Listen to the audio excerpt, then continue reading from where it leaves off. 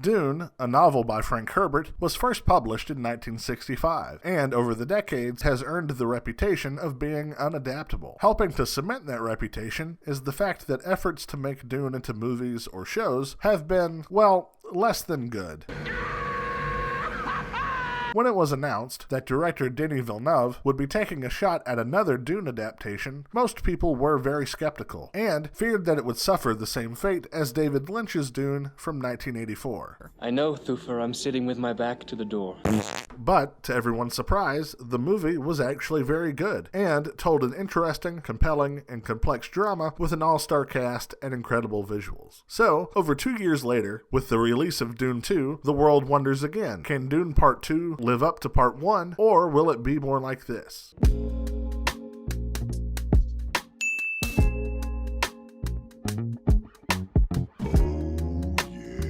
That's what we're going to talk about today. Do you like sand? I don't like sand. Well, then I've got a movie made just for you. Grab a drink and your special edition popcorn bucket as we take a spoiler-free look at Dune Part 2. I killed them all.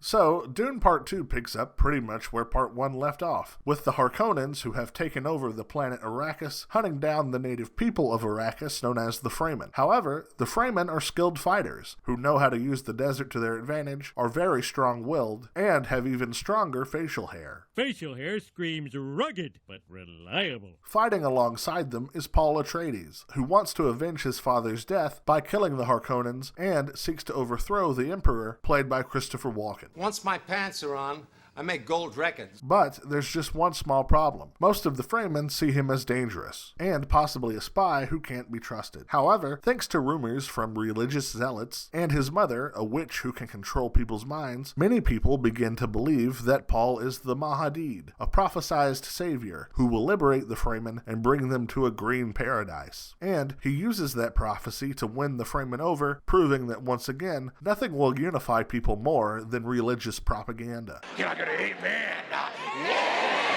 And as the months go by, the Fremen are able to cripple the Harkonnen spice trade, killing many men and embarrassing them in the eyes of the Emperor. Cock and a walk, baby. In an effort to gain control back from the Fremen, Baron Harkonnen decides to leave his nephew Feyd-Rautha, who looks like he would be really slippery, in charge of the planet and hopes that his ruthless and cunning nature will turn the tides of war. And as the war continues and Paul's quest for revenge gets stronger, the movie we end up with is expertly made, well acted, and is a visual masterpiece that you absolutely should see. A couple of weeks ago, Dune director Denis Villeneuve surprised the movie world when he said in an interview that he hated dialogue, and that pure image and sound is the power of cinema. And when you consider his body of work, that sentiment makes total sense. Whether it's the sweeping shots of the deserts of the United States in Sicario, the neon-colored city streets of Blade Runner, or the dreamlike melancholy of Arrival, this man certainly knows how to make the most of the visual elements of his movies. And Dune 2 continues that trend. This entire movie, from start to finish, is a well-crafted feast for the eyes, so much so that you will want to make sure that you use the bathroom before the film starts because you won't want to miss a moment. One part of the movie in particular that is a standout is when the movie visits the home world of the Harkonnens, known as Gedi Prime. It's not only visually interesting, but a great bit of world building as well. Using the phrase "every frame is a painting" feels kinda corny, but I think that's an apt way to describe this movie. When it comes to the acting, everyone is spot on, and that should be no surprise considering the cast that you're dealing with. However, the standouts for me were Javier Bardem and Austin Butler as Feyd-Rautha, the psychopathic fighter who loves combat and feeds the organs of his victims to his concubines.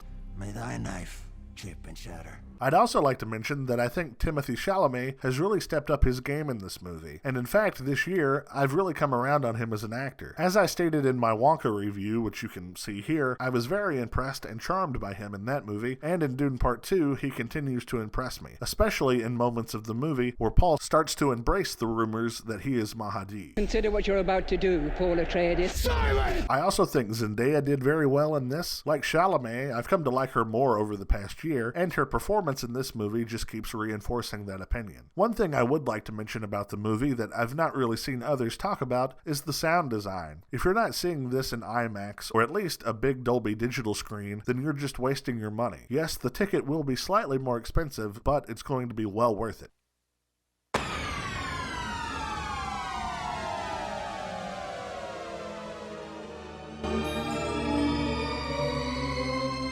audience is now deaf. With all of that said, I would also like to say that there are some changes made from the books. Now, I don't know what those are because I've not read the books, but if you're a Dune purist, then those changes might rub you the wrong way. However, this movie is such a cinematic feast that I think there's still a lot to enjoy here, even with those changes. So, at the end of the day, would I recommend this movie? 100% yes. Honestly, there aren't enough good things that I can say about the movie. Without a doubt, you should see it on the biggest screen with the biggest sound system possible. That, along with this amazing souvenir popcorn bucket that will make it look like you're pulling popcorn out of the anus of an alien, will ensure that you have a great time.